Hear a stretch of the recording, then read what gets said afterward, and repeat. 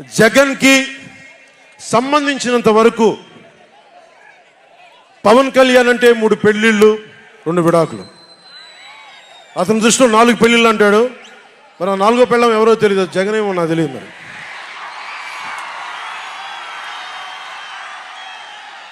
నాకు ఇదే విసుగొస్తుంది. జగన్ లేని 4వ పెళ్ళం అంటే నువ్వేరా.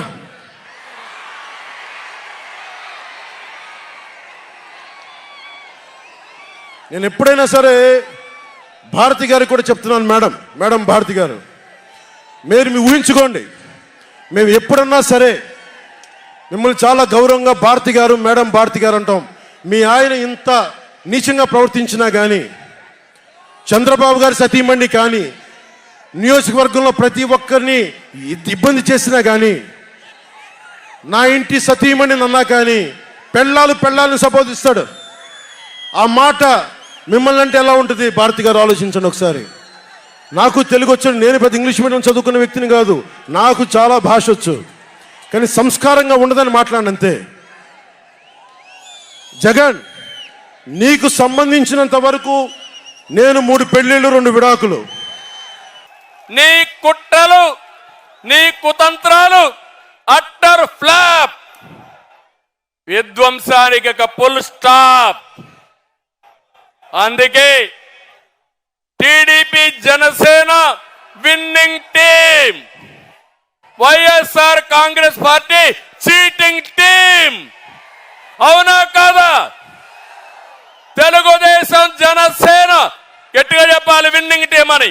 Telugu Desam Janasena, YSR Congress party cheating team. YSR Congress party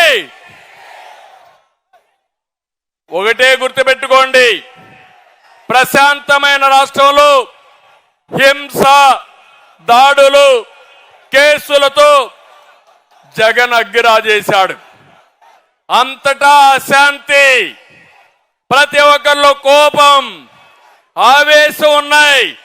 ఇప్పుడు అదే అగ్గితో మా తమ్ముళ్ళందరూ తెలుగుదేశం జనసేన తమ్ముళ్ళు వైఎస్ఆర్ కాంగ్రెస్ పార్టీని తగలబెట్టడానికి సిద్ధంగా ఉన్నారు. దీనికి వాయువు కూడా తోడైంది.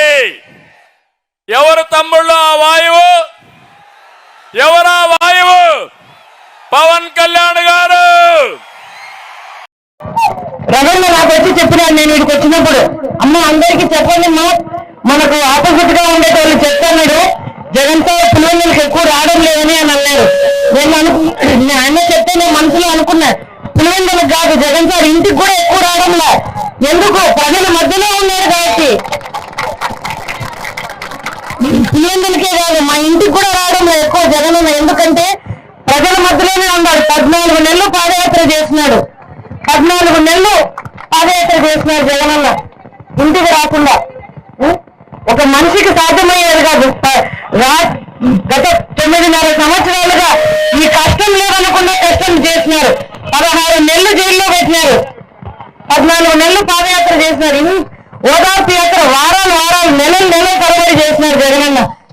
9.5 సంవత్సరాలుగా అంత కష్టపెట్టినారు. జగనన్న కూడా ప్రజల కోసం అంతే కష్టపడినాడు. ఎక్కడే కానీ రాజీ పడలేదు. ఎక్కడే కానీ ఎంతో భయపెట్టడానికి ప్రయత్నం చేసినారు. నీకు అది చేస్తాం, నిన్ను మంత్రి సోనియా గాంధీ చెప్పినారు, నిన్ను మంత్రి చేస్తాం, ముఖ్యమంత్రిని చేస్తాం, ఇవన్నీ వద్దనుకున్నారు జగనన్న. ప్రజలే కావాలి, నేను ఇచ్చిన మాట కావాలని మాట కోసం ఎన్ని కష్టాలు పడినాడు. మనమంతా మన ఊళ్ళో మన ఊరు మనిషి జగనన్న. మనమంతా జగనన్నకు నిలబడి తాను గుర్తుకు ఓటేసి అన్నవాళ్ళు చెప్తున్నారు, మనం వేసే ప్రతి ఓటు రాష్ట్రానికి మనం చేసే మేలు. మన ఎమ్మెల్యే కోసం కాదు మనం చేసేది, రాష్ట్రంలో రావాల్సిన మార్పుకు మనం వేసే ఓటు మంది. తాను గుర్తుకు ఓటేసి జగనన్నను అవినాష్ అన్నను గెలిపించాలని మిమ్మల్ని అందరినీ ప్రార్థించి వేడుకుంటామమ్మా. నమస్తే అమ్మా.